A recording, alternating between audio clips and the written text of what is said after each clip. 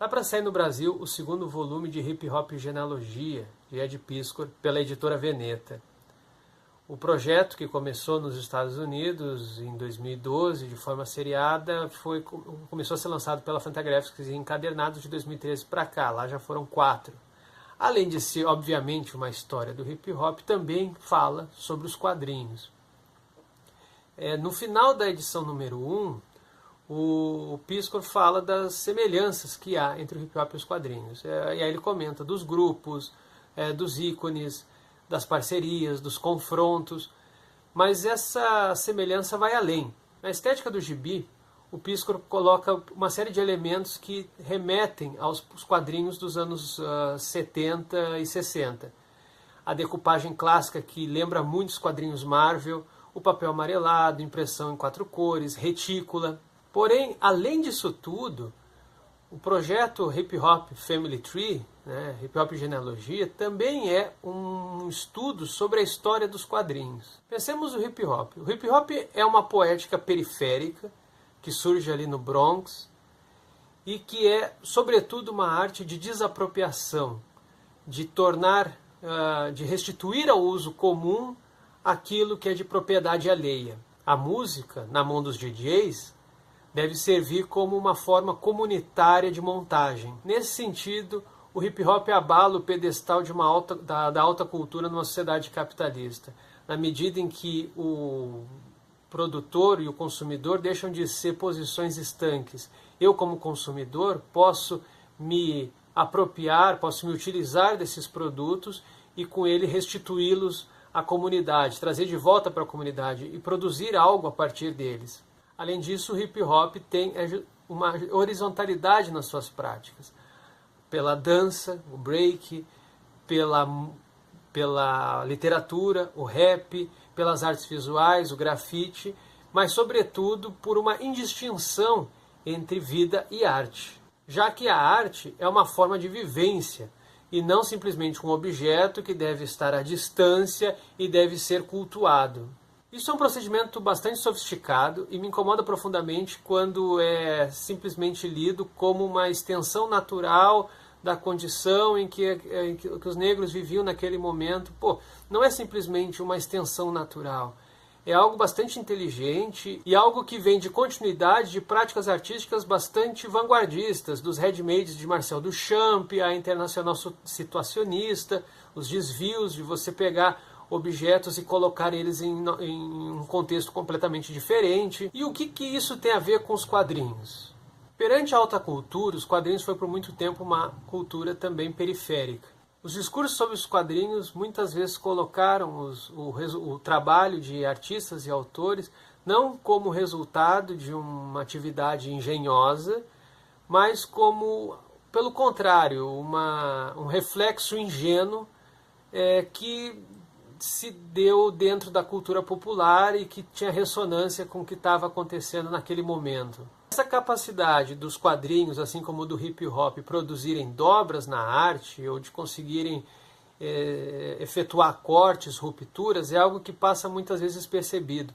E isso é algo que, de certa maneira, o Ed Piskor, inconscientemente, percebe. Da mesma maneira, os quadrinhos também se apropriam das mais diferentes artes.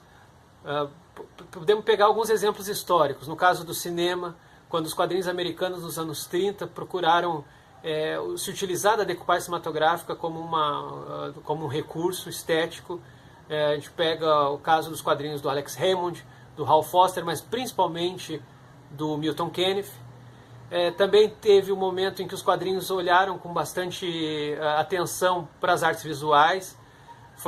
Isso aconteceu sobretudo nos anos 60, nos quadrinhos publicados na França por Eric Losfeld, Barbarella, Jodelli, a saga de Chan, Valentina, de Crepax, foi republicado por ele, e também foi ali que pela primeira vez Druillet lançou o seu Lone Sloane, que depois, nos anos 70, junto com Moebius, faria Metal Hurlan, que na mesma linha seguiria nesse encontro entre quadrinhos e artes visuais.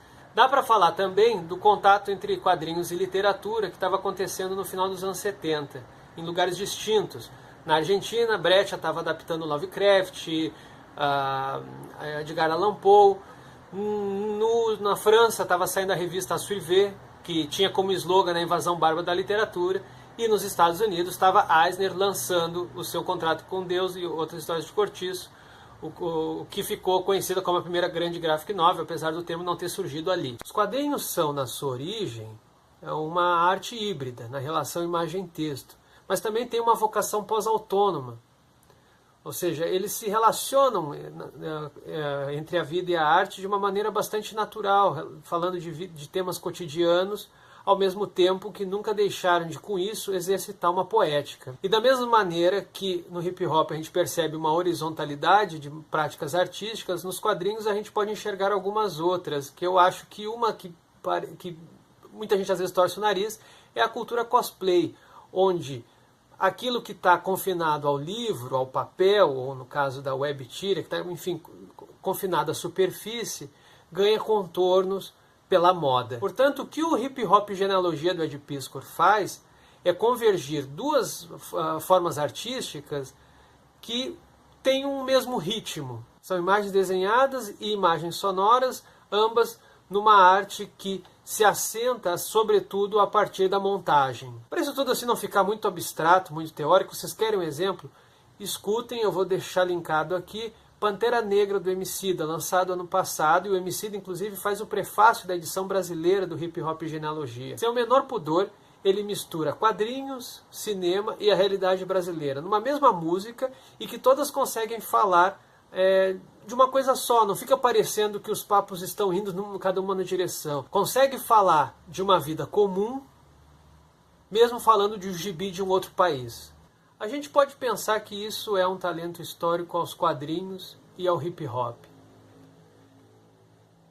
Por isso, acho que a leitura do Hip Hop Genealogia, além de ser simplesmente uma boa introdução à história do hip hop, é também um estudo sobre a história dos quadrinhos, ainda que a gente não perceba.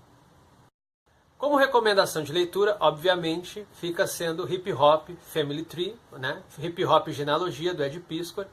Eu não tenho as edições da Veneta, tenho essas edições americanas da Fantagraphics. Lá saiu em 2 boxes, cada um com 2 edições, portanto as 4. Com sorte aqui no Brasil sairá a 13 e a 4.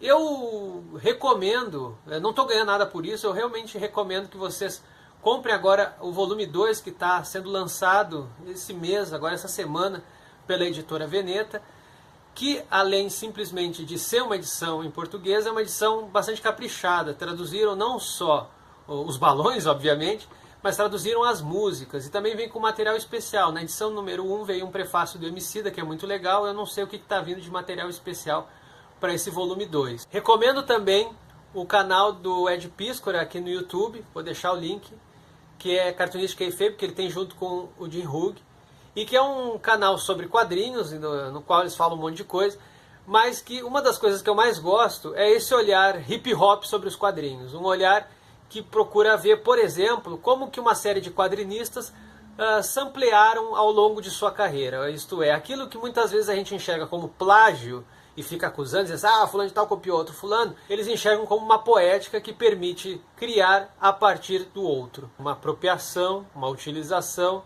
que pega as imagens do mundo e as devolve para o uso comum. No caso, um uso quadrinizado.